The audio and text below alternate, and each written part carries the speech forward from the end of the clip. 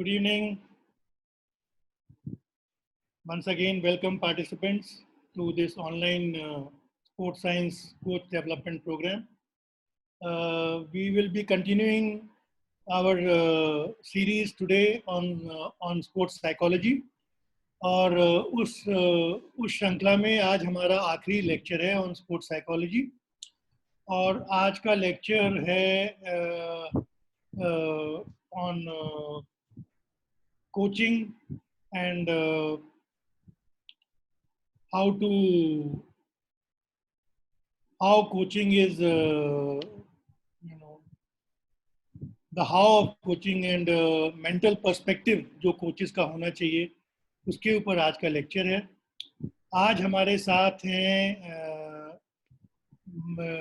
Mugdha Baware ji. She is the founder and director of Mind Sports. आपको ये जानकर खुशी होगी कि मुक्ता जी जो हैं वो नेशनल और इंटरनेशनल लेवल स्विमर रह चुकी हैं and she represented India as a swimmer from 1984 to 1999।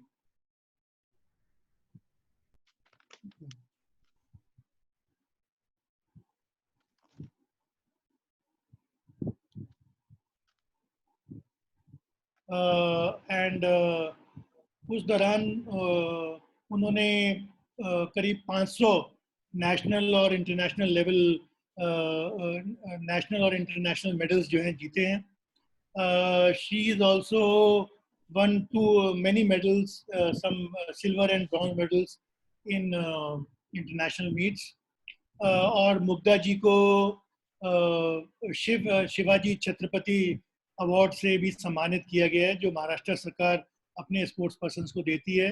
She got this award in 94-95। अपने स्विमिंग कैरियर के बाद उन्होंने काउंसलिंग और स्पोर्ट्स साइकोलॉजिस्ट का जो है काम शुरू किया है और वो काफ़ी सारी संस्थाओं से जुड़ी हुई हैं। She was with Olympic Gold Quest as sports psychologist और हमारे देश के जो इतने ओलंपिक लेवल के स्पोर्ट्स पर्सन हैं उनके साथ जुड़ी हुई थी।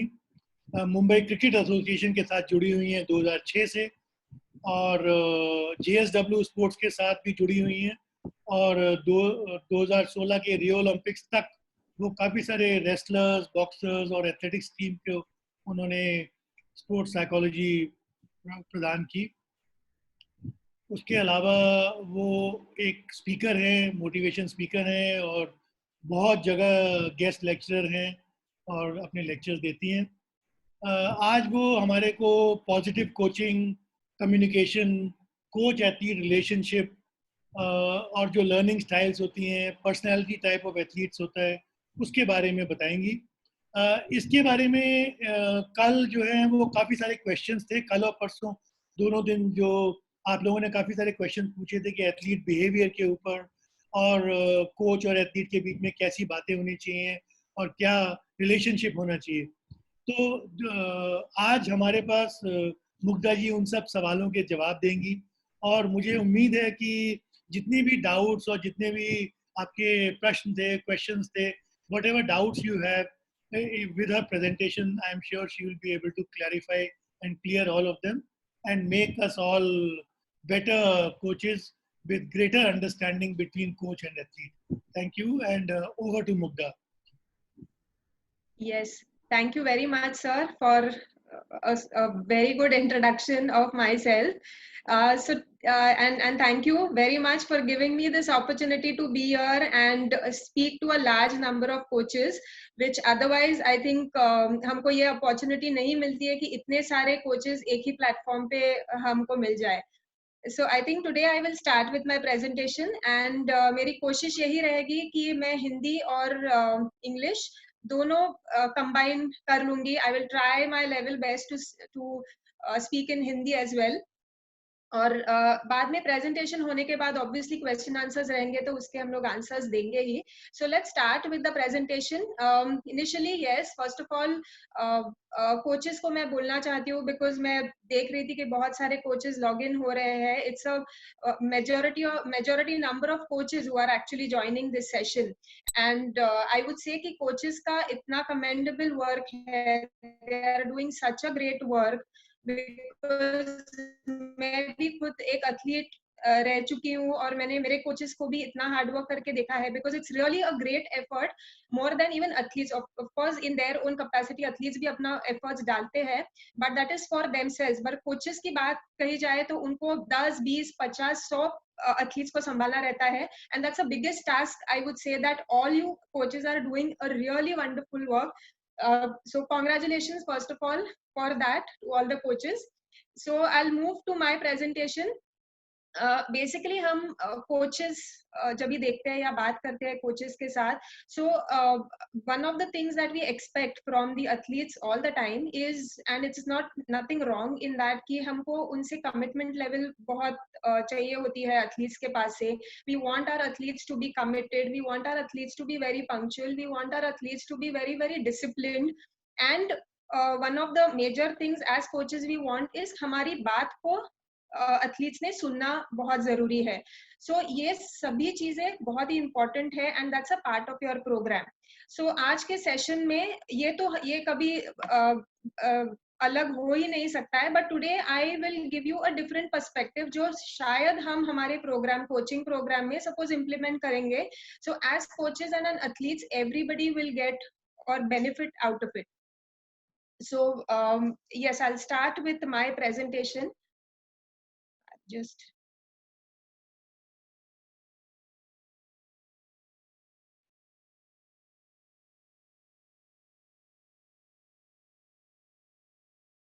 I think yes, you all can see the presentation over here. So मैंने coaches का खास यहाँ पे mention किया है because that's the major. We can see your presentation now. Okay. So I'll speak about mainly about coaches and how the impact of coaches will have a kind of an impact even on the athletes.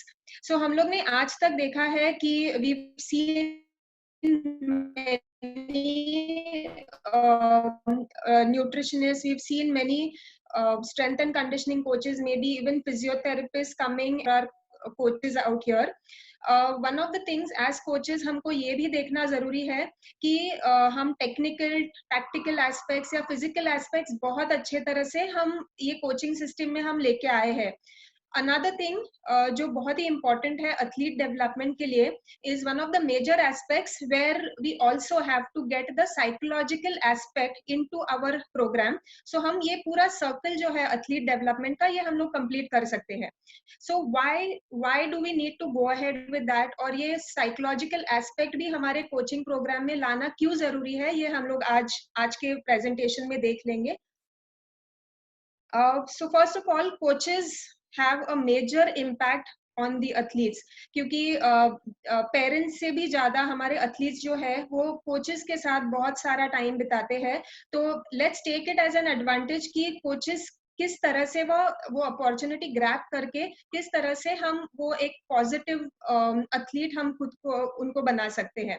Second, जो हम लोग बहुत कोशिश करते हैं कि athletes को कुछ इंजरी ना हो जाए या मिनिमाइज करते हैं हम लोग इंजरी को, तो वैसे ही we also have to as coaches take care कि कहाँ पे वो इमोशनल इंजरी ना हो जाए, क्योंकि कुछ भी फिजिकल इंजरी हो जाए तो it is very very visible for us to observe और हम केयर ले सकते हैं, मगर इमोशनल इंजरीज आर समथिंग जो हमको दिखते नहीं है. And ultimately it only starts coming up in the result कि performance drop हो जाता है या बहुत सारे athletes जो अच्छे हैं, potential wise अच्छे हैं, उनका suddenly performance हम लोग drop होते हुए दिखाई देता है. So somewhere we also have that responsibility in our hands as coaches कि हम लोग उनका emotional well-being कैसे maintain करें as coaches. And third, बहुत सारे हमारे एथलीट्स हैं who are hard working, who are also having the potential, but at times जब भी competition में जाना होता है, so they start experiencing the pressure of performance. सो आज जो हम प्रेजेंटेशन देखने वाले हैं, सो शायद I can basically make our athletes mentally tough and emotionally tough. So एक मेन आज का टॉपिक है पॉजिटिव कोचिंग। सो मैं एक्सप्लेन करूंगी एग्जैक्टली कि what positive coaching is all about, मगर उसमें थोड़े सब टॉपिक्स भी आएंगे। So we will talk about what is self awareness, we will also talk about awareness as coaches, उनका इम्पैक्ट एथलीट्स पे कैसे होता है, और उसके भी सब टॉपिक्स है। सो let's start with what is positive coaching. So positive coaching is, यहाँ पे एक डेफिनेशन तो दिया है पॉजिटिव कोचिंग का, पर उसके पहले मैं आपको बताना चाहती हूँ कि positive coaching is not something which generally हमको सुनाई मिलता है कि पॉजिटिव कोचिंग यानी हम सिर्फ बहुत अच्छा या अच्छा फीडबैक ही हमारे एथलीट्स को दे दें।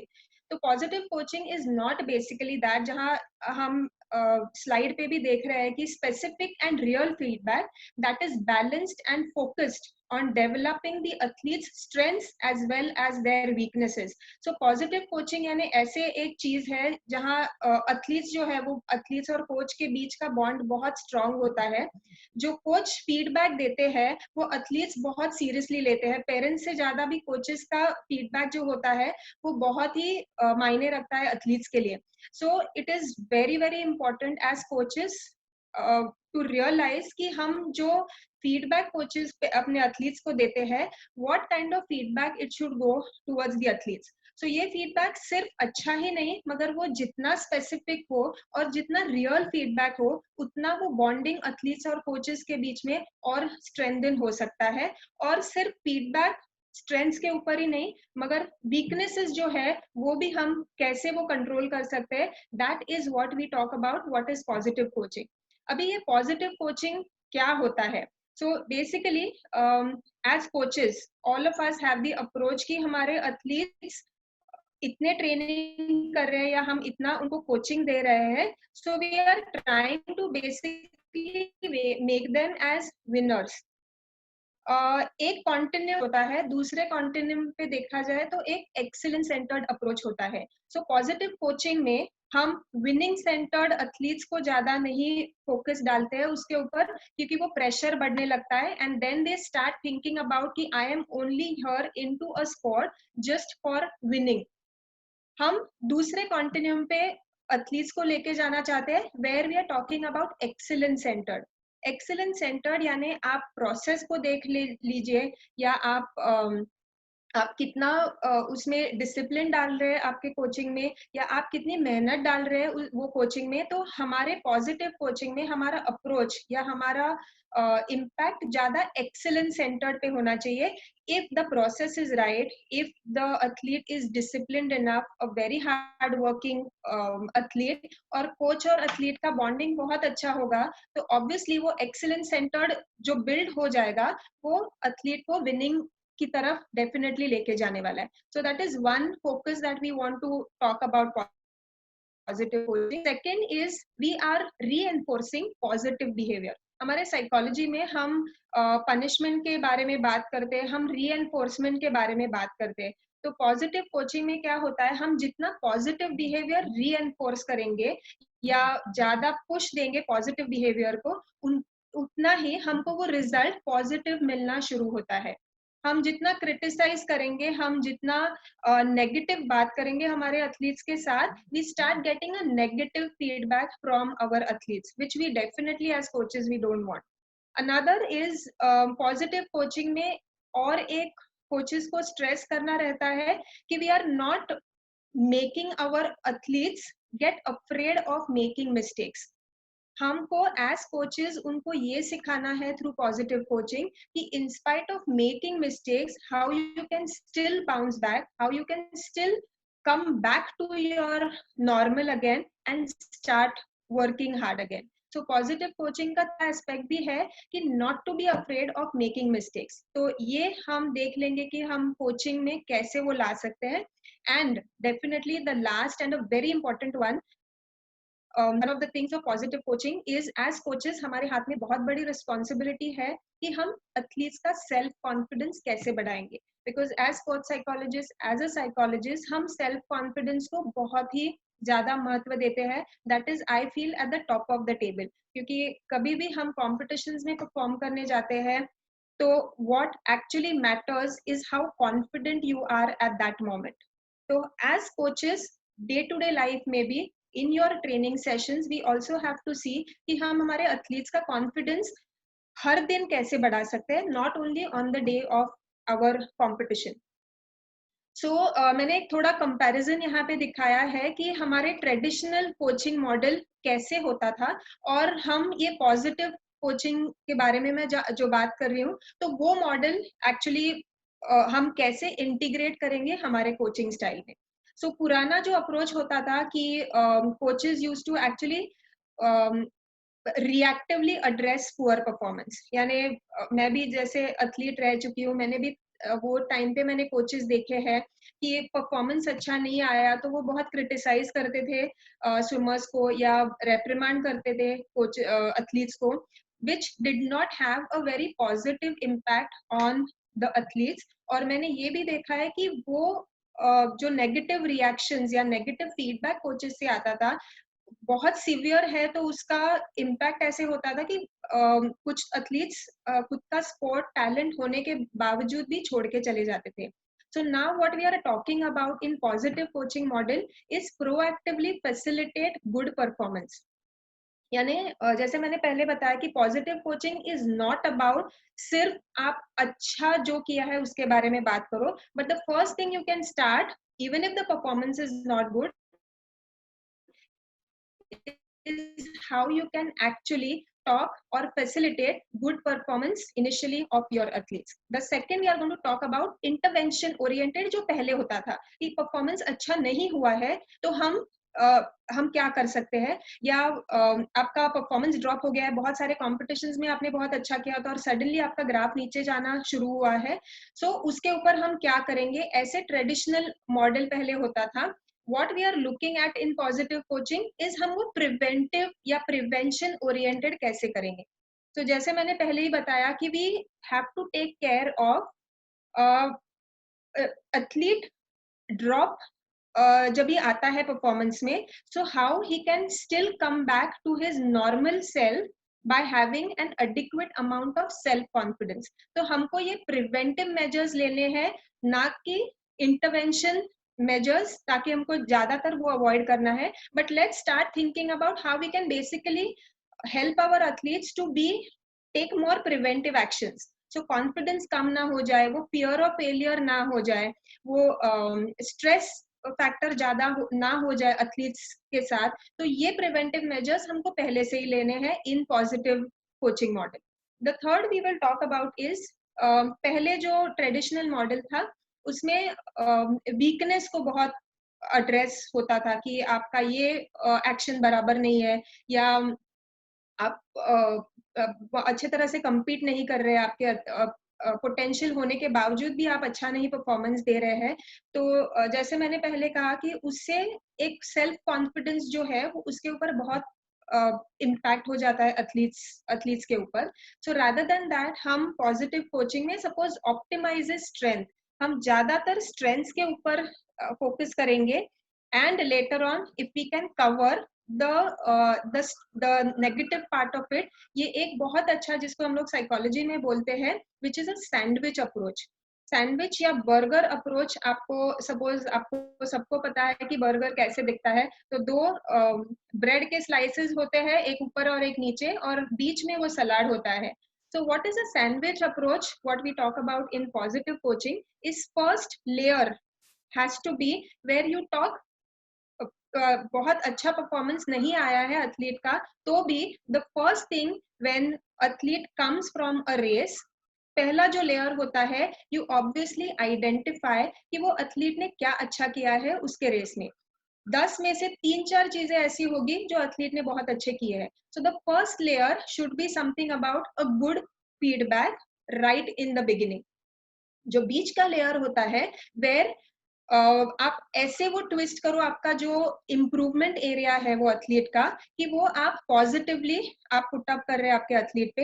And the last layer again is something where a positive feedback और a positive feedback as to how the athlete can do something in the future. So for example, हम लोग ले लेंगे, तो suppose एक स्विमर ने अच्छा परफॉर्मेंस, अच्छा टाइमिंग नहीं दिया है, so let's take the example कि कोच बोल सकते हैं कि आपका स्टार्ट बहुत अच्छा था, आपके टर्न्स बहुत अच्छे थे, so that's the first layer what we are talking about the sandwich approach. दूसरा जो लेयर है वो कवर कर सकते हैं कि yes, इतना होने के बाद सिर्फ आपका मे बी फिनिश आपका अच्छा नहीं था, मगर मे बी ये जो एस्पेक्ट है और ये टेक्निकल एरिया है, हम लोग नेक्स्ट सेशन में या हम लोग प्रैक्टिस सेशन में डेफिनेटली कवर करके we will improve on that area. So positive feedback भी मिल रहा है एथलीट को, अलॉन्ग विद दैट एक इम्प्रूवमेंट फीडबैक भी मिल रहा है, and that becomes a very very good feedback which athletes will also receive it in a positive way. And the last we talk about is earlier एक compliance हो जाता था कि नहीं, एथलीट्स ने हमारी बात सुननी ही चाहिए, थोड़ा एक अग्रेसिव अप्रोच हो जाता था पहले कोचेस का, मगर in positive coaches we want to change that approach and we want to look at it as जो कमिटमेंट ऑटोमेटिकली अंदर से ही आना शुरू हो सकता है पॉजिटिव कोचिंग में. So athletes feel like coming to the ground, athletes feel like coming for their practice sessions. जो अंदर से इंटरनली मोटिवेटेड है वो डेफिनेटली कमिटमेंट लेवल हमको वहां पे दिखाई देगा. So all of this in a nutshell, we are taking our athletes towards excellence centered approach, और वो excellence centered एक बार आ गया तो we are definitely moving our athlete towards a winning approach. So we'll move towards the next effective ways of coaching. तो मैं यहाँ पे आपको दिखाना चाहती हूँ कि what could be the habits as coaches.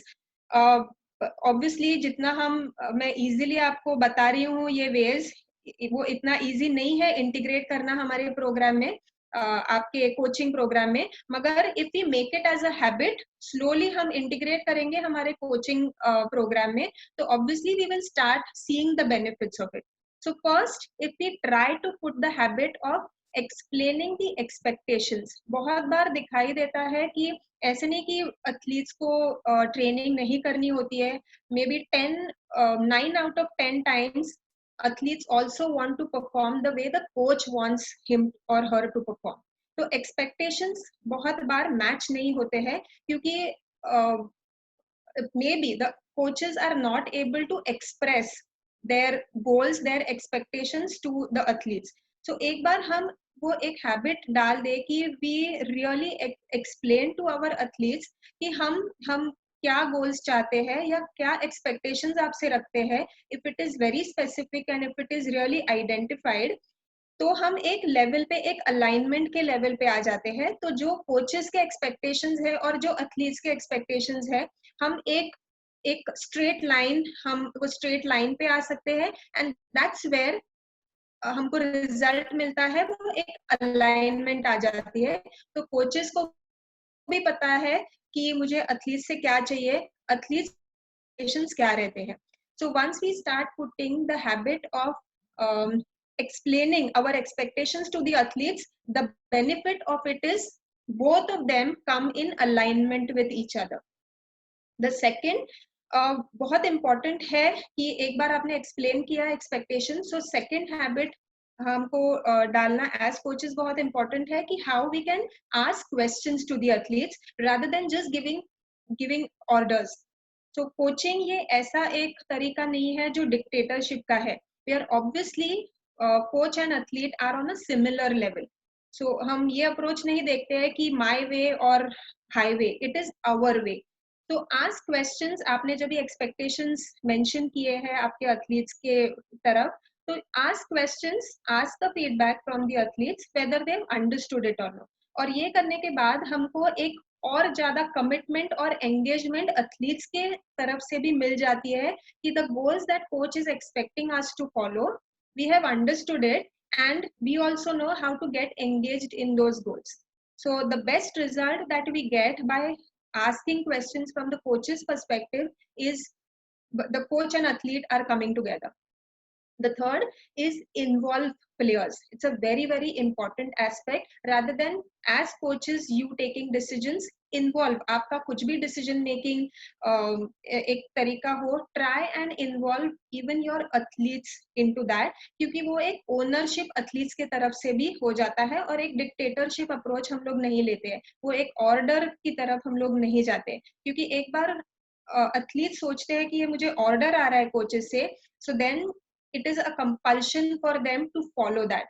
मगर हम लोग ने ये अप्रोच थोड़ा ट्विस्ट करके देख लिया, और if we start involving our players in the decision making approach, हम वो एक ओनरशिप भी मांग रहे हैं एथलीट्स के साथ, और it becomes a responsibility of the athletes also to go ahead with what the coaches is asking. Another one is measuring results. comes to coaches, हम सिर्फ ऐसे नहीं कि आपने एक्सपेक्टेशंस बोल दिए और वहां पे खत्म हो गया। The next step also, I am sure all of the coaches are following this knowingly और unknowingly, and this is just maybe a revision for all of you as coaches. मगर एक बार कॉम्पिटिशन हो गया, tournament हो गया, it's a very very good habit for coaches to follow, जहाँ पे हम लोग वापस आके एक रिजल्ट जो है वो हम लोग मेजर कर सकते हैं। उससे क्या होता है, एक अकाउंटेबिलिटी भी बढ़ जाती है एथलीट्स की, because they know that whatever my performance is, I have to go back and give a feedback to the coach whoever he or she is. तो एक accountability बढ़ती है, and that remains in their mind कि yes, I have to go back and report it to my coach. And last is appreciate players. That's a very very important thing. जो भी 10 में से 2 भी अच्छे कुछ चीजें एथलीट ने की हो, if you start appreciating the player on that, उनकी कमिटमेंट लेवल बढ़ती है। जो मैंने पहले स्टार्टिंग में जो मैंने मेंशन किया था, that is what we expect from our players and athletes, कि उनकी कमिटमेंट लेवल बहुत ज्यादा हो जाए। तो वो कमिटमेंट लेवल बढ़ाने के लिए, if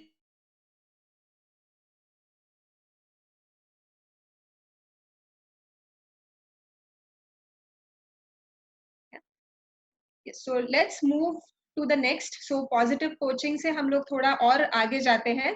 so positive coaching starts with an understanding of yourself first, and that is where we talk about self awareness.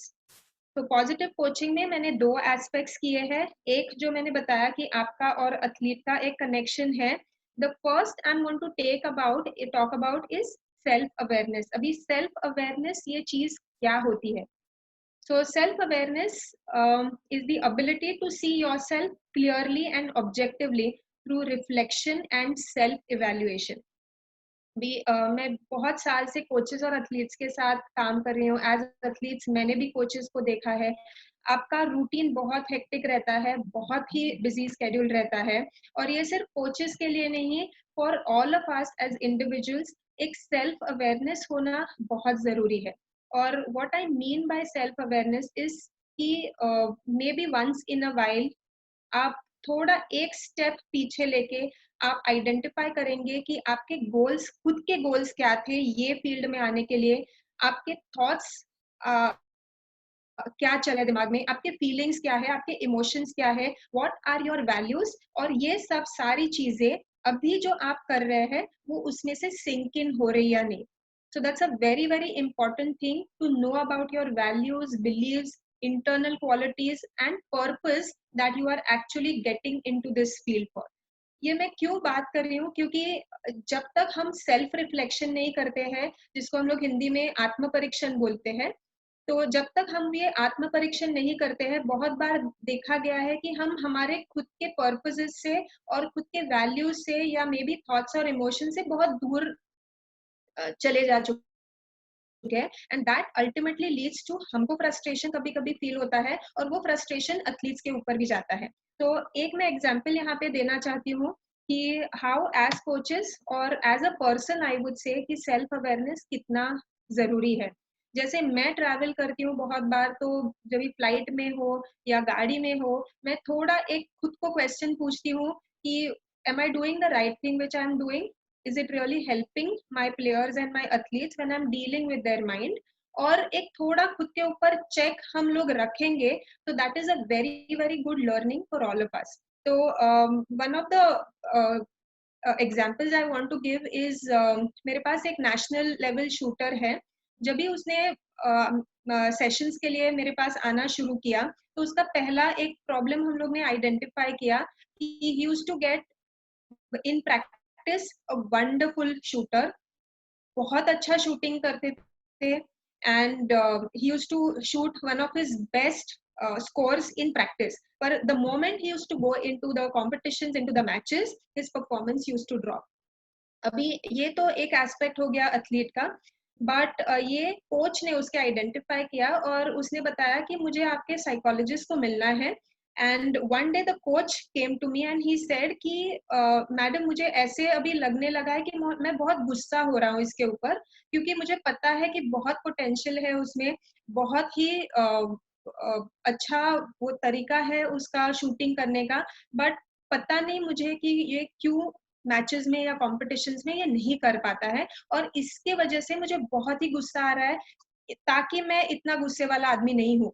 तो what the coach over here did is he actually reflected on himself कि this is not the person type of person I am.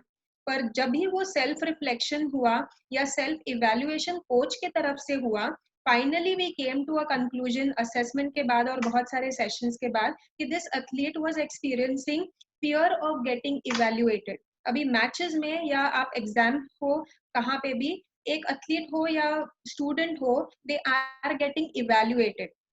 सो ये एक उसको fear था self evaluation का. एक बार वो आइडेंटिफाई कर दिया तो कोचेस को भी पता चल गया कि ये मेरा प्रॉब्लम नहीं है या एथलीट का प्रॉब्लम नहीं है, basically it is a kind of a problem that he is facing from childhood.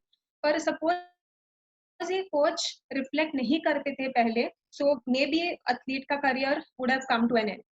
So that's the reason why self awareness होना खुद के बारे में वो बहुत ही इंपॉर्टेंट है. That's the first step towards moving ahead and getting that commitment level from our athletes. So self awareness is one, मगर सेल्फ अवेयरनेस के दो हिस्से होते हैं. वन इज इंटरनल, जो आप खुद के बारे में सोचते हैं, एक स्टेप थोड़ा पीछे लेके once in a while think about what I really want, और मुझे मैं जो कर रहा हूँ या कर रही हूँ whether it is in line with what I really wanted. That is one internal self awareness. जो दूसरा अवेयरनेस होता है वो जो है एक्सटर्नल सेल्फ अवेयरनेस. तो external self awareness is where आप दूसरों से भी आप फीडबैक ले सकते हैं, जो ट्रस्टेड लोग हैं आपके आजू बाजू में. So that's another way of getting to know whether the kind of things that you wanted और यू आर एक्सपेक्टिंग, आप वो बराबर रास्ते से जा रहे हैं या नहीं. बट ऑब्वियसली एक्सटर्नल फीडबैक आपके ट्रस्टेड लोगों से आ जाएगा तो बहुत अच्छा है. सो लेट्स टॉक अबाउट, बहुत बार ऐसे होता है कि सेल्फ अवेयरनेस तो पता है मगर हमको पता नहीं रहता है कि ये सेल्फ अवेयरनेस हम लोग इम्प्रूव कैसे करेंगे, या हम क्या स्टेप्स ले सकते हैं ताकि we can be more self aware of ourselves. So मैंने 4 तरीके जो बेसिक यहाँ पे है यहाँ मेंशन किए हैं कोचेस के हेल्प के लिए. So first of all I have mentioned as SWOT analysis. तो SWOT analysis is a very corporate term जहाँ पे ये self awareness improve करने के लिए use करते हैं. So इसका full form है strengths, weaknesses, opportunities और threats. ये आपने suppose analyze किए खुद के बारे में, तो as I said कभी कभार आप अकेले जब भी बैठे हैं तो try to understand as a coach what are your strengths, what are your maybe weaknesses, आपके लिए आगे अपॉर्चुनिटीज क्या है और क्या थ्रेट्स हो सकती है. Once you are aware of all these things, you know you can actually chart out a better way of improvement in your future life as a coach as well. तो एक तरीका है SWOT analysis का. दूसरा जो है it's very very important कि आप डायरी मेंटेन करो टू एक्सप्रेस योर फीलिंग्स. बहुत बार ऐसे होता है कि कोचेस आके बोलते हैं कि मुझे बहुत गुस्सा आ रहा है. Just last week I spoke to one of the coaches and he said कि मुझे बहुत गुस्सा आता है मगर मुझे पता नहीं गुस्सा क्यों आ रहा है. And what is happening is कि वो गुस्सा जो है वो ट्रांसफर हो रहा है उसके एथलीट्स के ऊपर. Emotions, the feelings that you are experiencing as a coach और इट इज वेरी इंपॉर्टेंट, एक बार आपने स्वॉट एनालिसिस किया तो it's very important to take again a step back और आप एक्सप्रेस करो डायरी लिख के कि why what could be the reasons which is making you really really disturbed और एंग्री, या जो कुछ आप फीलिंग्स एक्सप्रेस कर रहे हैं। ऐसे नहीं कि सिर्फ नेगेटिव फीलिंग्स आपको एक्सप्रेस करने हैं डायरी में, but you can also express positive feelings in the diary. एक बार आपके इमोशंस और फीलिंग्स को एक वेंट आउट मिल गया तो that's a better way, it's a better way of coping, जो हम साइकोलॉजी में बोलते हैं कि it's one of the best ways of coping strategies. तो आप डायरी लिखना या जर्नलिंग करना शुरू करेंगे, so that's one of the ways where you can help yourself to understand what's going on inside you and to have better coping mechanism. Third, as psychologist, as sports psychologist मैं definitely meditation के बारे में बात कर लूंगी, क्योंकि जो इतना हेक्टिक स्टाइल रहता है आपका, बहुत बिजी स्केड्यूल रहता है, आपको खुद के लिए बहुत कम टाइम मिलता है।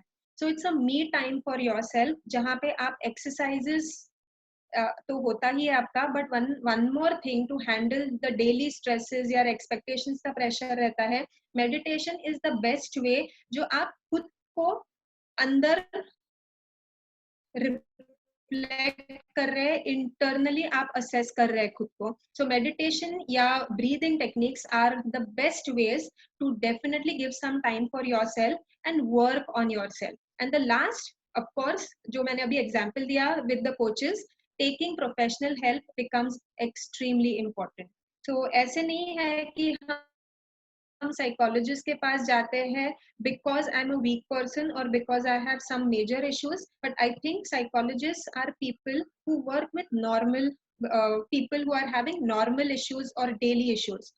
मैं साइकियाट्रिस्ट की बात नहीं कर रही हूँ या क्लिनिकल साइकोलॉजिस्ट की यहाँ पे बात नहीं कर रही हूँ जहाँ पे सिवियर मेंटल इलनेसेस वो हैंडल कर रहे हैं, पर कुछ भी ऐसे आपको टर्ब्यूलेंस या टर्मोइल दिखाई दे रहा है आपके इमोशंस के साथ, so taking profession of yourself, yes, and getting feedback from others, जो ट्रस्टेड लोग हैं आपके आजू बाजू में, सो आपके हेड कोचेस है या असिस्टेंट कोचेस है या प्लेयर्स है, पेरेंट्स है, बिकॉज यूजुअली एज कोचेस शायद आप प्लेयर्स का मीटिंग रखते हैं या पेरेंट्स का मीटिंग रखते हैं, so that's a good way of getting a feedback and developing a good bond between athletes, parents and coaches. क्योंकि हम हमेशा बात करते हैं कि it is a triad, when we talk about sports performance it is a triad, coaches, parents and athletes. तो ये एक बॉन्ड हम लोग जब भी डेवलप करेंगे, the relationship becomes extremely strong. Colleagues भी हैं आपके, उनके पास से भी आप फीडबैक ले सकते हैं और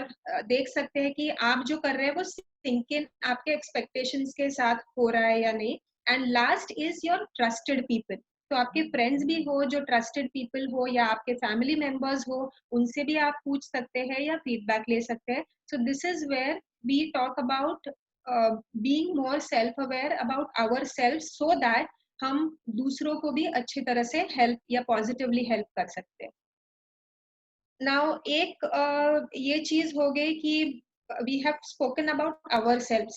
अभी जो दूसरा सेक्शन है, I will talk about awareness of our actions on athletes. तो एक बार आपको पता चल गया आपके इमोशंस और आपके एथलीट्स के ऊपर कैसे होता है, so we have three things out here. एक तो है कम्युनिकेशन, दूसरा है हाउ यू अंडरस्टैंड और what is the importance of understanding different learning styles of athletes, and the last one is being aware of different personality types of the athletes. So let's start with the first one. ये मैं थोड़ा ज़्यादा detail में नहीं जाती हूँ क्योंकि हर एक which come under positive coaching, तो आप बाद में भी क्वेश्चंस इसके ऊपर पूछ सकते हैं। So what is communication? तो as coaches तो डेफिनेटली आपको अलग अलग लेवल पे आपको एक्सप्रेस करना रहता है या कम्युनिकेट करना रहता है। एज एथलीट्स उनके साथ कम्युनिकेट करना रहता है, पेरेंट्स के साथ कम्युनिकेट करना रहता है, you have other organisations, other authority. आपके लिए as coaches communication becomes an extremely important gadget, I would say. So it is, what is communication? It is effectively expressing and transmitting your knowledge, thoughts and feelings to the athletes. तो हम अभी तो एक ही area के बारे में बात करेंगे कि your communication towards your athletes. So जैसे हमारा कम्युनिकेशन पॉजिटिव होगा, वैसे गेटिंग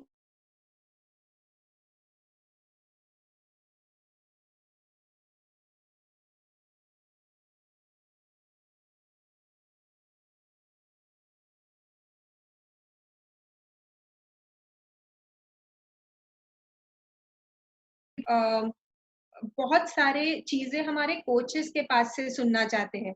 मुझे याद है जब भी मैं एथलीट थी, आई यूज टू वेट, मेरा कंपटीशन हो गया, I use to wait for the communication to happen from my coach. Parents कितना भी अच्छा बोलेंगे, मगर हम एक रुकते थे कि एक कोच का कॉल आ जाएगा, या मुझे कोच को जाके मिलना है। इफ ही और she is not present out there, I want to know from my coach how I have perform. और ये कम्युनिकेशन कोचेस के तरफ से जो एथलीट्स को मिलता है, वो बहुत ही जरूरी है पॉजिटिविटी बढ़ाने के लिए, एक हौसला बढ़ाने के लिए एथलीट्स के लिए। सो लेट्स सी ये कम्युनिकेशन क्या है, क्योंकि ये हम टर्म बहुत बार यूज करते हैं। We talk about communication very loosely और maybe very openly, but communication एक ऐसी चीज है जिसमें दो हिस्से हैं। पहले what we will do is, हम एक वीडियो सुनेंगे। ये जो वीडियो है, ये हमारी इंडियन स्विमर है जो fastest backstroker in India.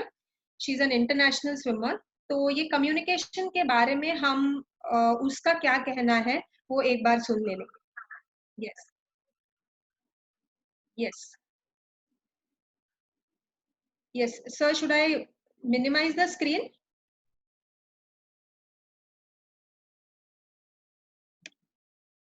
You stop sharing your screen, then I will put it. Okay, okay, okay. हाँ,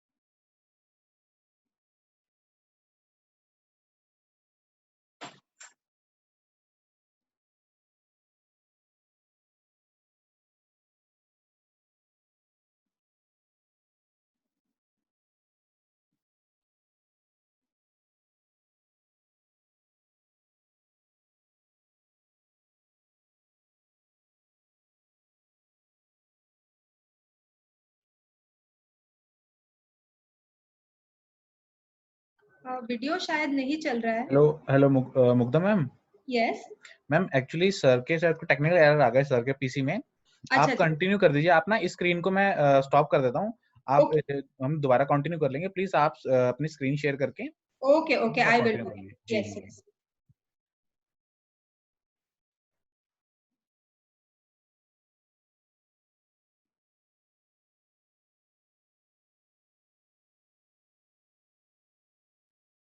ये स्क्रीन शेयर नहीं हो रही है। Just give me 1 second ma'am. Yes, yes.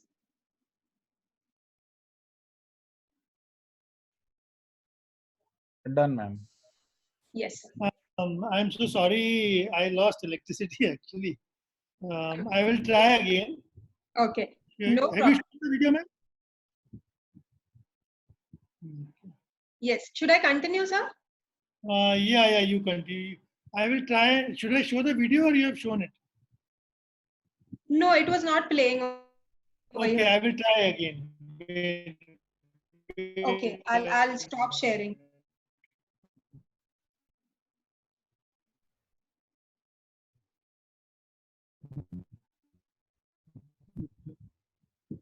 हाँ,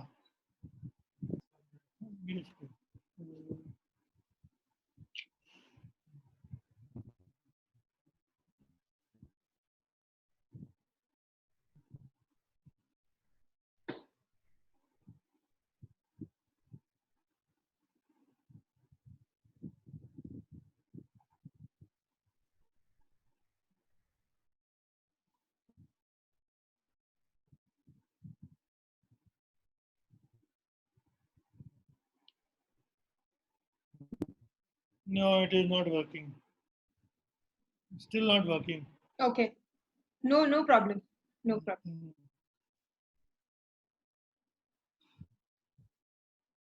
Okay, we'll play it after say 2-3 minutes. No 5 problem. minutes. No problem. Yeah. So I have stopped sharing my screen. You can Okay, go I'll back share. to your screen. Yes. Okay.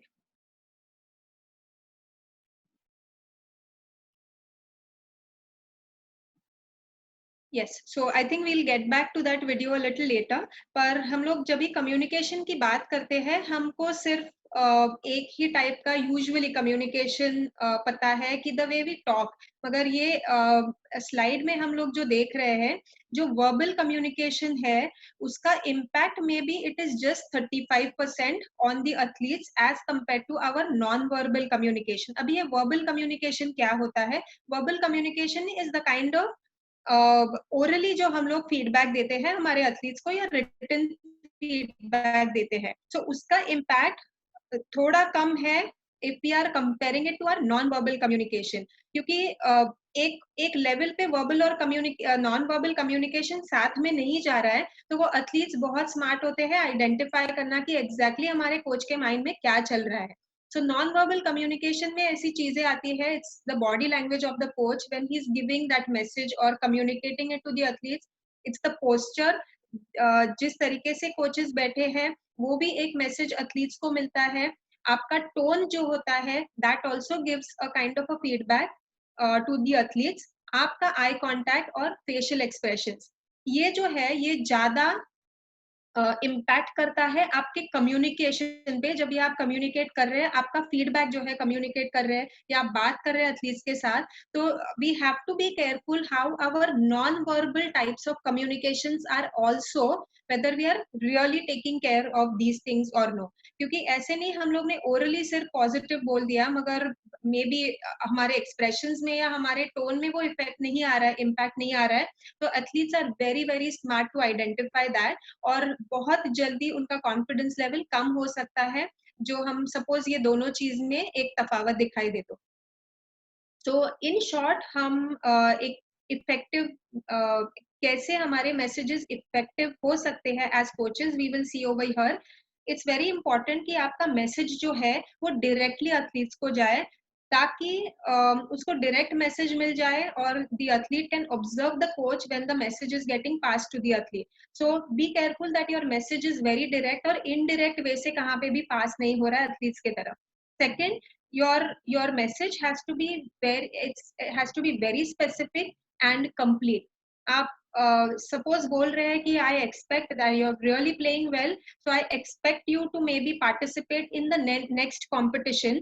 So the athlete would obviously say कि next competition क्यों नहीं, अभी क्यों नहीं, next competition के लिए मुझे क्यों रखना है. That means the coach is not really having that self belief, or the coach is not really having that belief in myself. तो आपका मैसेज जितना कंप्लीट होगा और जितना स्पेसिफिक होगा, उतना वो पॉजिटिवली वो मैसेज एथलीट के ऊपर पहुंचेगा. Separate the fact from the opinion. आपका ओपिनियन एथलीट्स को इतने मायने नहीं रखता है जितने आप फैक्ट्स उनके सामने रखेंगे. So see to it that your messages are having facts और ओपिनियन नहीं कैरी कर रहे हैं. Focused on one thing at a time. मैं एक बार एक बैडमिंटन इंटरनेशनल मैच देख रही थी, और when they have that break in between, a coach उसको इतने messages, almost 20-25 message या instructions coach उसको दे रहा था एथलीट को within just that 1 or 2 minute, ताकि एथलीट्स या किसी भी ह्यूमन बीइंग की इतनी भी कैपेसिटी नहीं है कि वो इमीडिएटली वो ग्रास्प करे. And the same thing even the commentator mention कि ये बहुत सारे इंस्ट्रक्शंस दे रहा है, उसमें 2-3 भी उसने फॉलो किए तो बहुत अच्छा हो जाए. So let's keep your messages as coaches very focused on one thing at a time. Repeat the key points in a message. आप कुछ important messages है वो आप repeat करेंगे आपके communication में, so that athlete can get it very fast. Keep it at a receiver's level. Receiver level यानी आप identify करेंगे कि सामने वाले की grasping capacity कितनी है. So as coaches, you will definitely know all your athletes very well. तो आपका जो मैसेज है वो उनके लेवल पे ही होना चाहिए ताकि वो अच्छे तरह से ग्रास्प कर सके. and consider each athlete's learning style, जिसके बारे में हम एक अगले 10 minutes में बात करेंगे. So these are certain guidelines for effective messages. And दूसरा एक communication में part आता है जो है listening. And as human beings, research ने भी prove किया है कि all of us are little low on listening. हमको बात करने की बहुत आदत है, मगर जब भी listening आता है तो we are a little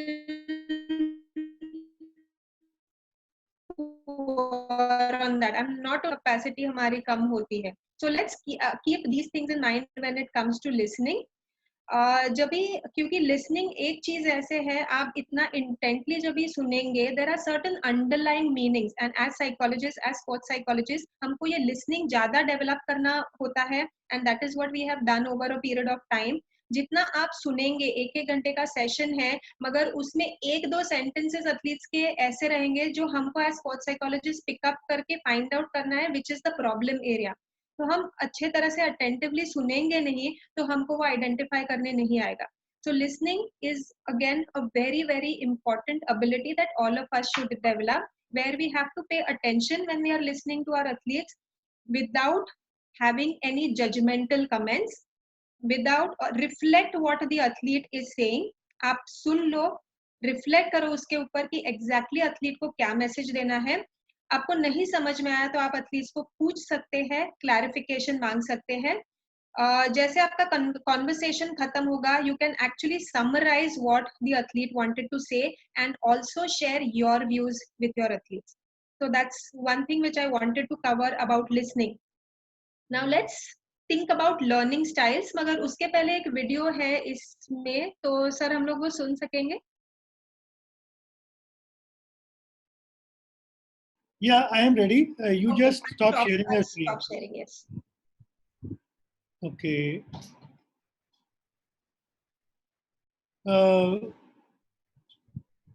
First, I will show you the other video which was not playing that time. Yes. हाय, एक एथलीट होने के नाते आज मैं आपको कोचेस और एथलीट के बीच के कम्युनिकेशन का महत्व बताना चाहती हूँ. कोचेस जिस तरह से एथलीट के साथ वार्तालाप करते हैं, उसका सीधा प्रभाव एथलीट्स के मन पे होता है कि वो अपने बारे में क्या सोचते हैं. कोचेस को जो भी बात एथलीट्स को समझानी हो या कहनी हो, वो बहुत क्लियर होना चाहिए, मैसेज बहुत क्लियर होना चाहिए. और ऐसा भी माना जाता है कि हमेशा एथलीट्स को अपने कोच की बात सुननी होती है और माननी होती है, बट अच्छे परफॉर्मेंस के लिए कोचेस को भी एथलीट्स की बात समझनी चाहिए. वो एथलीट क्या महसूस करता है, एथलीट के मन में क्या चल रहा है, या एथलीट को क्या बात करनी है, वो कोचेस को सुननी चाहिए. अगर ये टू वे कम्युनिकेशन होता है तो एथलीट्स को भी अपने कोच पे विश्वास बैठता है और एथलीट्स और कोच के बीच का बॉन्ड अच्छा होता है. और ये बॉन्ड बनना बहुत जरूरी है एथलीट के मानसिक और शारीरिक डेवलपमेंट के लिए.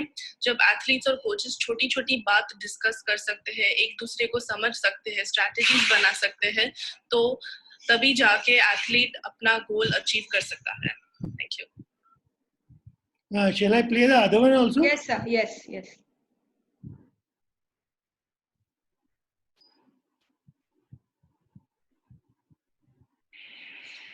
हेलो एवरीवन, मेरा नाम संदीप सेजवाल है. मैं एक ओलंपियन स्विमर रहा हूँ. आई थिंक जब मैं स्विमिंग करता था तो टेक्निक समझना मेरे लिए एक मोस्ट इम्पोर्टेंट फैक्टर हो गया था मेरे गेम में. तो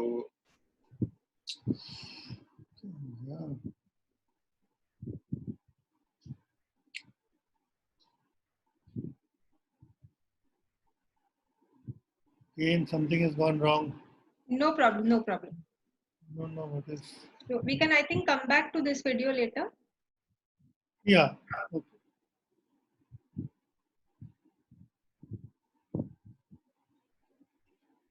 तो काफी बार मेरे कोच मुझे समझाते थे बोलकर.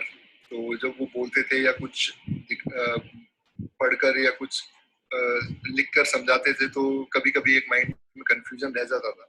तो वो कंफ्यूजन मिटाने के लिए मेरे कोच दूसरा मीडियम यूज करते थे, जैसे मुझे किसी का वीडियो दिखा के या मुझे मेरा ही वीडियो दिखा के और उसमें पिन पॉइंट करके कि आपका हाथ ऐसे चलना चाहिए, आपका पैर ऐसे चलना चाहिए, तो उससे वो कंफ्यूजन थोड़ा दूर होता था। तो आई थिंक अब एज अ कोच ये बहुत जरूरी है समझना कि आपके एथलीट को या आपके स्टूडेंट को किस तरीके की रिक्वायरमेंट है, उनको कैसे समझ में आता है, और आप अपना मैसेज अपने एथलीट तक बिना किसी कंफ्यूजन को क्रिएट करे कैसे आप कन्वे कर सकते हो। आई थिंक उसका कोई एक पर्टिकुलर तरीका नहीं है, और क्योंकि हर एथलीट एक इंडिविजुअल एथलीट होता है, चाहे वो टीम गेम में खेल रहा हो चाहे वो इंडिविजुअल गेम में खेल रहा हो, पर as an athlete every single athlete is individual. तो हर बंदे का, हर एथलीट का, हर स्टूडेंट का समझने का तरीका अलग होता है, और वो बहुत जरूरी है एक कोच को ये समझ पाना कि आपके एथलीट या स्टूडेंट को वो कौन सा तरीका है जिससे आप अपना पॉइंट उन तक पहुंचा सकें with zero confusion. I think as a coach मैंने ये समझा है, और जितने भी एथलीट्स हैं सबके लिए एक डिफरेंट तरीका है जो मैं यूज करता हूँ उनको एक्सप्लेन करने का या उनको उनका कुछ करेक्ट करने का। तो आई थिंक बहुत जरूरी है।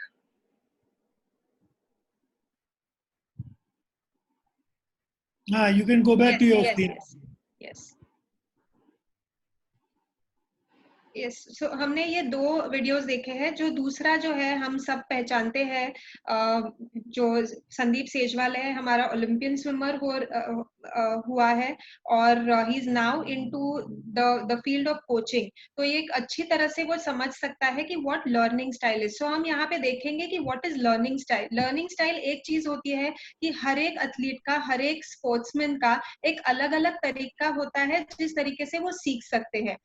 30 इयर्स बैक जब भी मैं स्विमिंग में थी, तभी वो टाइम पे मेरे कोच ने ये चीज बहुत अच्छी तरह से समझ ली थी, और वे हफ्ते में एक बार हमको वीडियोस दिखाते थे, वीडियो क्लिप्स दिखाते थे दूसरे एथलीट्स के लिए, ताकि जो अलग लर्निंग स्टाइल में से आ रहे हैं, हम लोग जो लर्निंग स्टाइल अभी देखेंगे 4 लर्निंग स्टाइल्स है, तो सभी की तरफ वो मैसेज जा सके। तो one of the things what I want to say here is we are seeing 4 learning styles। एक जो है वो विजुअल लर्निंग स्टाइल है, जहां पे एथलीट्स विजुअली आप उसको कुछ दिखाएंगे तो वो अच्छी तरह से देख सकता है। आजकल हमारी टेक्नोलॉजी इतनी बढ़ गई है, यूट्यूब्स है या वीडियोस हम निकाल के कोचेस दिखा सकते हैं, ताकि जो विजुअल लर्निंग स्टाइल में एथलीट्स आते हैं वो ग्रास्प अच्छे से कर सकते हैं। दूसरी जो है ऑडिटरी लर्निंग स्टाइल। कुछ एथलीट्स ऐसे होते हैं जो रिकॉर्डिंग अच्छी तरह से सुन के वो इम्प्लीमेंट कर सकते हैं, तो उनका ऑरल इनपुट जो है ऑडिटरी बहुत स्ट्रांग होता है। तीसरा जो है रीडिंग और राइटिंग। सो एज कोचेस आपको कुछ भी इंस्ट्रक्शंस देने होते हैं, तो ये एथलीट्स, ये टाइप के एथलीट्स जो होते हैं, दे कैन एक्चुअली आपने जो लिखा है वो अच्छे तरह से पढ़ के या लिख के वो इंफॉर्मेशन ग्रास्प कर सकते हैं। And the last is kinesthetic. Kinesthetic athletes ऐसे होते हैं कि they want to try it out what you are giving the instructions to them. तो as athletes हम एक ही लर्निंग स्टाइल में इतना टिपिकली नहीं रहते हैं, मगर कुछ तो एक लर्निंग स्टाइल हमारा बहुत स्ट्रांग होता है। सो जैसे संदीप ने बताया है कि as coaches it's very very important, जो हमारे पास एथलीट्स है, we identify first and foremost कि उनका लर्निंग स्टाइल क्या है, और वो एक तरीका आप आपके लर्निंग प्रोग्राम या कोचिंग प्रोग्राम में डाल देंगे, तो each and every athlete will benefit out of this programme of yours. और किसी को भी ऐसे नहीं लगेगा कि I am a visual learner पर मुझे कुछ इंस्ट्रक्शन समझ में नहीं आ रहे जो कोच दे रहे हैं। So we are taking care of all the athletes who are training under us. And the last topic what I have to cover is all of us as coaches we have seen कि हमारे पास अलग अलग personality के लोग होते हैं। बहुत सारे पर्सनालिटीज हैं, मगर मैंने ये 7 टाइप्स में उनको डिवाइड किया है। तो क्विकली मैं हर एक के कैरेक्टरिस्टिक्स बता देती हूँ ताकि आप भी एज कोचेस आइडेंटिफाई करेंगे। सो एक होता है सुपरस्टार। What is superstar? कि जिनपे एक नेचुरल टैलेंट रहता है एज एन एथलीट, तो बहुत अच्छी तरह से परफॉर्म करते हैं, थोड़ा भी प्रैक्टिस करके मगर कॉम्पिटिशंस में जाएंगे तो बहुत अच्छी तरह से परफॉर्म करते हैं। सो एक चीज हो गई, दोज आर कॉल्ड सुपरस्टार। दूसरे जो है वो हार्ट, जिनको हम बोलते हैं, which is a personality type. So hard यानी टैलेंट तो इतना नहीं होता है, but they are extremely hard working and sincere. तो ये टाइप के भी एथलीट्स आपके पास रहेंगे। तीसरा जो है, they are very hyper active as athletes, as players. हम 90% एथलीट्स को देखते हैं कि एक्टिविटी लेवल उनका बहुत ज्यादा होता है, but hyper active is a little stronger word I am using, जो एक जगह पे बिल्कुल ही नहीं बैठ सकते। तो ऐसे भी आपके पास बच्चे हैं, या कभी कभी आप बात कर रहे हैं उसमें बीच बीच में आप के साथ बात करेंगे या क्वेश्चंस पूछेंगे, that's also one sine of being an hyper active athlete. कुछ ऐसे होते हैं बहुत इंट्रोवर्ट होते हैं, कभी भी बात नहीं करते। आप बहुत सारे athletes across, you must have come across, कि बहुत कम बात करते हैं। So they are called introvert athletes. So एक एस्पेक्ट ये भी है, हम एथलीट्स को ऐसे भी देखते हैं हमारे इंस्टीट्यूट में या आपके स्पोर्टिंग फील्ड में। there are one type of personality athletes have is some of them are pressured, बहुत ही जल्दी प्रेशर ले लेते हैं, बहुत ही जल्दी टेंशन ले लेते हैं। so that's also one of the responsibilities of the coaches to identify कि ये हमारे जो एथलीट्स है, जो 20 बच्चे हैं, 50 है, ये कौन से पर्सनालिटी टाइप में आते हैं, क्योंकि हर एक को हैंडल करना एक अलग अलग तरीका एज कोचेस बड़ी रिस्पॉन्सिबिलिटी है। But if you can try and do that, the ultimate thing that we are going to build on to is coach and athlete relationship. One more is hot headed, बहुत ही गुस्से वाले athletes रहते हैं, कुछ भी हो गया, छोटी छोटी चीज भी हो गई, एकदम गुस्से हो जाते हैं। so those are called hot headed athletes. and last one is bully. bully in the sense, आपने बहुत देखा होगा, बहुत नटोरियस है, या किसी को भी एक तंग करते हैं और चले जाते हैं। so these are called bullied athletes.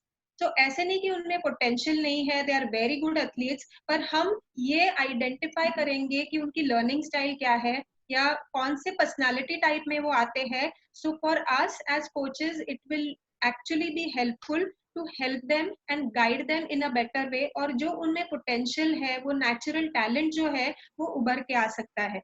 so that's what I actually wanted to cover in today's session. so I know it's बहुत ही मैंने जल्दी तरीके से सब इश्यूज पे हैंडल किया है, but now I think we can go ahead with questions. Yeah, questions are in your Q&A box. Okay. Because you were there through, I missed out in between. Okay. So I'll stop sharing the screen. हाँ जी, sure. Okay. Yeah.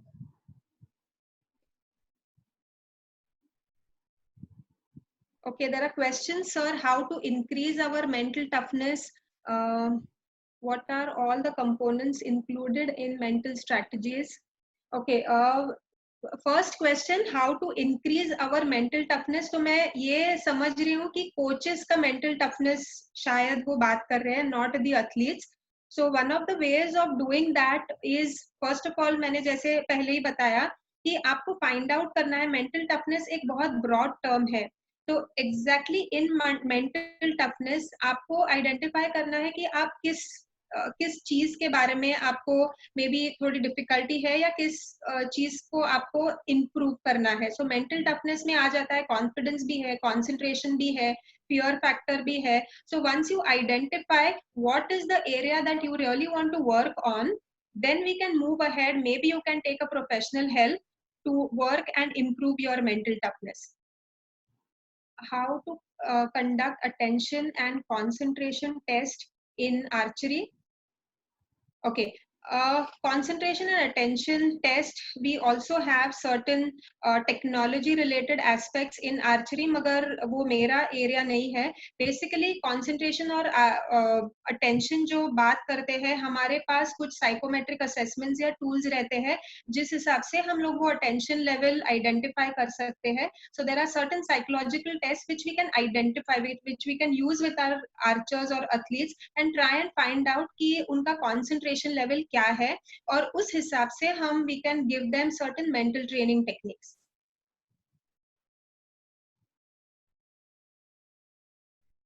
Okay, how can we motivate or control an undisciplined athlete who has a good talent? Okay, that's a very good question.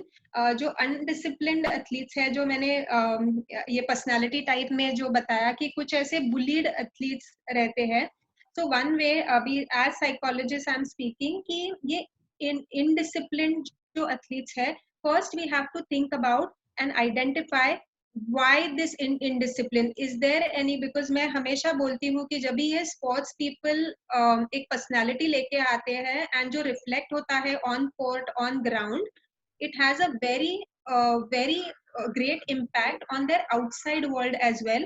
और जो as person experience करते हैं बाहर, वो सारी personality लेके आते हैं ground पे या court पे. So why that indiscipline is there is what you first need to identify. Now one is whether it is a trait, inborn trait of indiscipline, or whether they have learned that behavior. एक बार वो हम लोग देख लेंगे कि वो indiscipline कहाँ से आ रहा है, कुछ families में problem है या कुछ one of the ways of indiscipline is जहाँ पे कुछ athletes low self esteem और low confidence experience करते हैं और वो भी उनके discipline के ऊपर impact करता है. So we have to identify there are various areas जो हम लोग एक बार स्क्रीन आउट करेंगे तो पता चलेगा कि वो इनडिसिप्लिन कहाँ से आ रहा है. Once that is done, we can take measures to control this indiscipline. अभी बहुत सारे तरीके हैं how you can control. The first thing is try and give some responsibility on those athletes. Once they are given some, because indiscipline है, उनको एक वो label दिया गया है कि I am an indisciplined athlete. तो कोई भी मुझे कुछ भी काम नहीं देगा and I can just behave the way I want. पर आपने वो एक confidence as coaches उनके ऊपर दिखा दिया, so they also know that my coach is actually having that self confidence in me, and that's the first step of breaking that. So this is how we can actually handle this issue with undisciplined athletes. Is old coaches are having negative approach in ever? नहीं, मुझे ये question नहीं समझा. We'll take another one. Athlete hard work और scientific training कर रहा है, लेकिन उसका timing या distance achieved हो रहा, तो psychologically क्या कर सकते हैं? What I'm मुझे ऐसे समझ में आ रहा है ये question में कि वर्कआउट और मे बी फिटनेस अच्छा हो रहा है, मगर साइकोलॉजिकली और क्या कर सकते हैं. One of the veg, suppose आप स्पोर्ट्स साइकोलॉजिस्ट की हेल्प ले लेंगे आप, तो एक प्रोफाइल हमको वो एथलीट का मिल जाएगा and then we can identify. जो हम as sports psychologist we do performance profiling, we understand कि what are the areas that we really need to work on when it comes to athletes on a psychological front. तो एक बार वो identify हो गया, then we can start, the athlete can start working with a sports psychologist. Okay, in team game, if we have different performance levels athletes in national camp, should we have to train them together or separately? What will be the psychological effect? One of the veg, specially team games में क्या होता है कि कुछ ऐसे goals है जो as a team उनको अचीव करने रहते हैं, और कुछ ऐसे गोल्स है या पर्सनल इश्यूज है, it is always better as coaches उन्होंने अलग तरीके से या इंडिविजुअली कोचेस ने उनके साथ हैंडल किया. तो so there are two ways of doing that. जो कॉमन इश्यूज है वो डेफिनेटली ग्रुप में हैंडल कर सकते हैं, मगर पर्सनल इश्यूज जो है, not all athletes would like coaches to discuss those in a group. So it is always better you can take the athlete away and discuss their personal issues with them. Okay, what are all the components included in mental strategies? जो मैंने अभी आपके साथ presentation किया वो एक part है. दूसरा जो part आता है when I deal with coaches is the mental training techniques. तो मेंटल ट्रेनिंग टेक्निक्स में बहुत सारे टेक्निक्स आ जाते हैं. It talks about goal setting, it talks about meditation, it talks about visualisation, it talks about positive self talk. So ये सारी चीजें मेंटल ट्रेनिंग में आ सकती है to build your mental strategies. A swimmer or athletes good in their own event, but in team event they don't give their best. If coach and other players or other mates are also hoping for best but answer poor performance, what is the mean? I'm sorry, I didn't understand this question. Okay, as per the mental perspective of if a coach uses the bad words to his students for their betterment, will it help them, or else how it would be effective or athletes? जो मैंने communication में cover किया था कि what you say is has a very has a great impact on how athletes are taking it. तो जो bad words या negative words आपने use किए, तो first and foremost हम psychologically देखेंगे तो आपका athletes का एक self confidence down हो जाता है, self confidence पे impact हो जाता है. And as I said, self confidence is the utmost important thing which as a person, as an athlete, all of us should be having. So rather than using bad words or giving negative feedback, जो हम लोग ने sandwich approach देखा presentation में, आप वो use कर सकते हैं.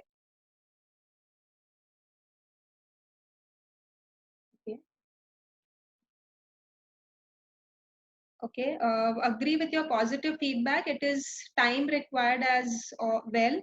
Can you give some tips on national team with different habits joins? In past, few came back with background of performing on firing approach then required now. Habit to correct, few tips, please. I did not get this question. Please don't mind this question. There is a person. Usually athletes displays their aggression and frustration during practice and tend to overdo things just to feel good. How can this situation be handled? Okay, बहुत सारे athletes ऐसे हैं थोड़े aggressive रहते हैं जो athletes, वो frustration और anger उनका practice में निकाल देते हैं. So the question is how to handle these athletes. Now again I go back into my profession as a psychologist, identify कि ये aggression कहाँ से आ रहा है.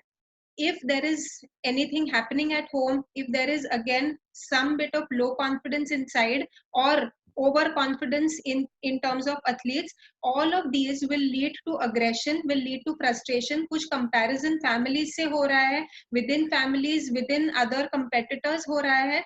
तो ये aggression और frustration बहुत natural है, वो feel करेंगे. So once we address this issue, then we can breathing techniques hai, we can actually start working on those. One of the instances I have is मेरे पास एक tennis player है, again a world class tennis player, पर वो performance नहीं दे पा रही है और बहुत aggressive हो जाती है matches में या even practice में. When I went through the sessions, the only thing that I came across is the father is putting a lot of pressure on her, and that's where she is getting angry and frustrated because the father wants her to win every time. Okay, तो एक बार as psychologist हम लोग वो reason find out कर सकते हैं, so we can actually work on this issue in a better way. We can still take questions. Yeah, there is a question. Yes. Which a lot of people ask, and especially younger level Yes. athletes के साथ जो होता है, parents, Yes. today especially swimming में ये बहुत ज़्यादा देखा गया है कि because you have age competitions ना, Correct. तो swimming एक बहुत जल्दी शुरू हो जाता है. Right. Starting Right. so there is a lot of pressure from parents. Yes. Now, Yes. coach is saying that talking to the athlete is actually useless at that time. Addressing the parent is much more important for him than Absolutely. talking to the athlete. Absolutely. How will you guide the coaches on that aspect? Okay, it's a very important point that you've brought in. Maybe कुछ sports ऐसे हैं like swimming, there is gymnastics, there is at times even tennis या even chess जो बहुत early in life start होते हैं and ends also a little early as compared to others. So at that time coaches या parents feel especially कि वो players के साथ या एथलीट्स के साथ इतनी मैच्योरिटी नहीं रहती है, तो वो पूरा कंट्रोल पेरेंट्स के हाथ में आ जाता है, and that is where the pressure start coming in. So one of the ways what I work with the coaches is having regular meetings with the parents from the coaches perspective, और जैसे coaches express करेंगे parents के ऊपर कि उनके expectations as coaches क्या है, and getting a feedback from the parents also what parents want from the coach. I think that's a very good two-way communication which will help the coach as well as even the parents, or that's a very effective way of getting to know what exactly they want. और coaches भी feedback उनके खुद के swimmers का या athletes का देख सकते हैं या दे सकते हैं पेरेंट्स के पास. Another question, which is a very practical thing. Yes. Coaches do get transferred from place to place, especially in Sports Authority of India. True. So they keep handling different kind of athletes. So Yes. एक तरह के athlete अभी कर रहे थे, फिर suddenly totally different. जी. Maybe age levels में भी difference आ जाता है. So Right. how can you handle these kind of situations where Okay. they go from one age bracket to other age bracket and a known, 5 साल आपने बिता दिए भिवानी में, and then suddenly you are transferred to Mumbai or Yes. Aurangabad. Yes. So Yes. language differences, culture differences, lot of Yes. differences come. So I would Correct. like you to address this question for coaches specifically. From coaches perspective, yes, that's I think very true, because it's, I would say, a transferable job hai as a coach, and you are put from one place to the other. The first thing over here is acceptance, would I say, in which comes into psychology. That's the first thing, कि आप जब, या athletes को भी मैं जब भी बोलती हूँ कि कुछ कॉम्बैट स्पोर्ट्स ऐसे हैं कि first thing what you need to do is accept. जैसे उनके लिए injuries is acceptance that they need to do. Here also, as coaches, whatever sport you are handling, first thing you need to tell yourself कि I have to accept, maybe 4 साल बाद मेरा transfer हो जाएगा या 2 साल बाद ट्रांसफर हो जाएगा, and I'll not be with my own athletes for the entire coaching season that I am there. So एक बार acceptance हो गया, so I think you have a better perspective, a better view of the situation. Your decision making skills actually improve. So first and foremost thing, if coaches learn to accept or check it out ki what are the pros and cons in my profession, I think that's a better way of dealing with yourself. And the second, yes, if you are really getting disturbed with your transferable job, as I have mentioned, self awareness hona bahut zaruri hai, taki you can actually overcome this situation very well, rather than just blocking or bottling up all your emotions. So it's always better कि आप identify करो, if you're not really comfortable, accept it, and talk to a professional who can actually help you in this manner. Thank you very much. That was a fantastic answer.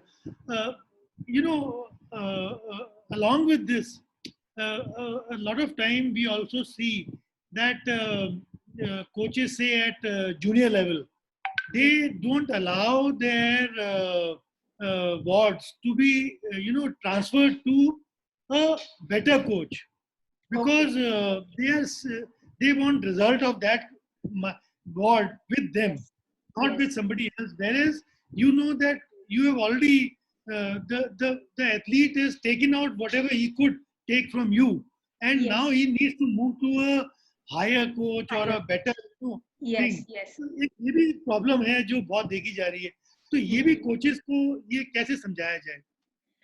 हम लोग psychology में एक term है जिसको हम लोग बोलते हैं growth mindset, and it's may be a fixed mindset. ये दो चीज हम लोग बात करते हैं. सो फिक्स्ड माइंडसेट यानी हमको लगता है कि किसी चीज के ऊपर हम लोग इम्प्रूव नहीं कर सकते, and growth mindset is something where we always know that we can really work on these things. I feel if we bring this concept into sports psychology and into when we are dealing with our coaches, if coaches also start working on this growth mindset, it रहेगा कि मैंने एक level पे वो athlete को आके रख दिया है, but beyond this may be it's time for the other coach to overtake my athlete.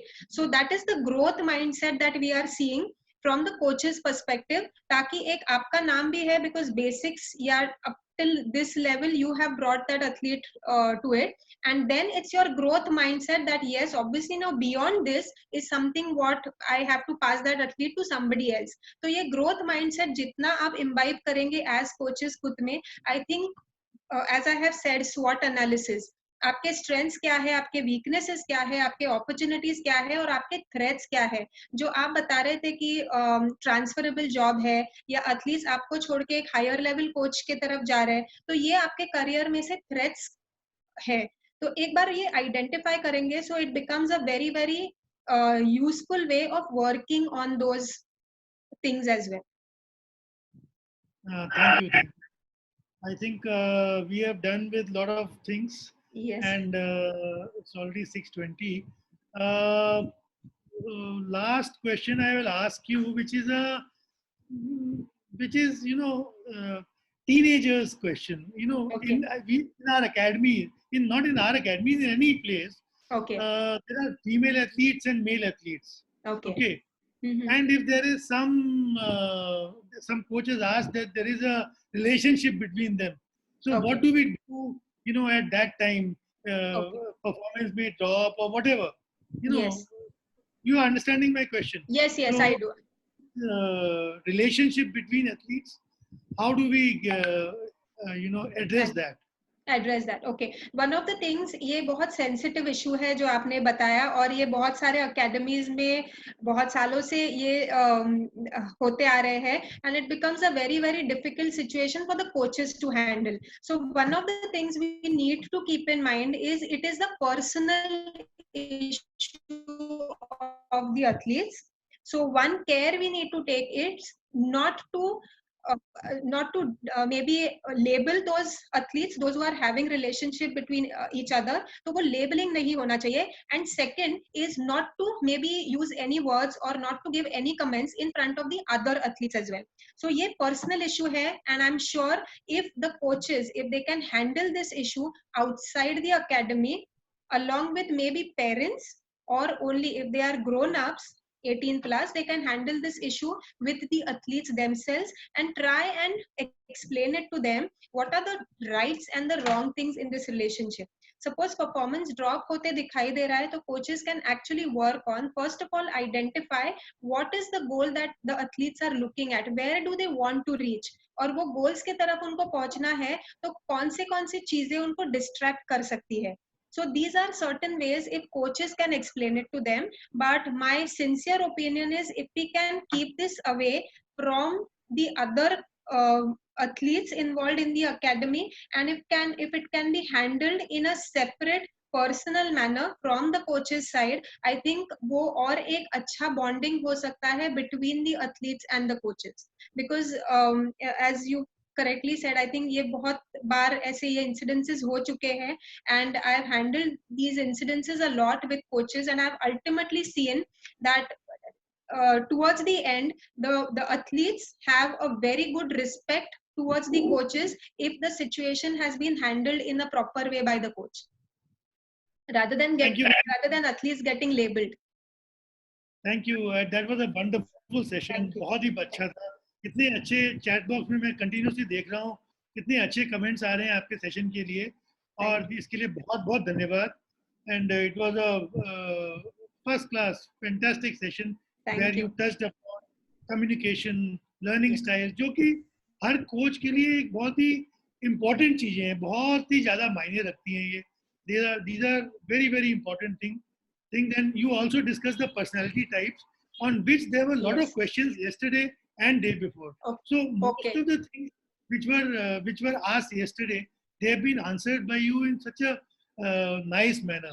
I will request Dr. Sarla to say a few words, and then we will close the session. She is the head of sports sciences in NIS Patiala, ma'am.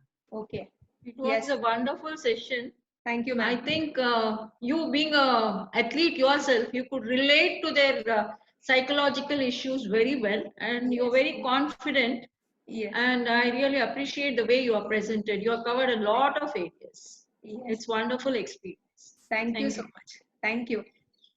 Thank you, Mugdha ji. Thank you so much. And incidentally, athlete जो सब सुन रहे हैं, मैं भी उसी वक्त खेलता था जिससे मुक्ता जी खेलती हैं, अपना स्विमिंग कर रही थी, और हम लोग के बहुत आपस में अभी मालूम पड़ा कि बहुत सारे जो मेरे स्पोर्ट के लोग हैं वो इनके साथ भी हैं, और ये काफ़ी सारे उन स्पोर्ट्समैन को आज की तारीख में उनको अपना साइकोलॉजिकल एडवाइस दे रही हैं और उनको एक बहुत ऊंचे लेवल तक ले जा रही हैं.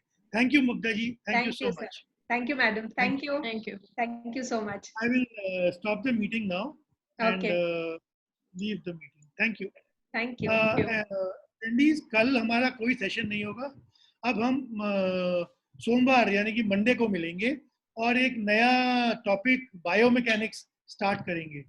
Thank you.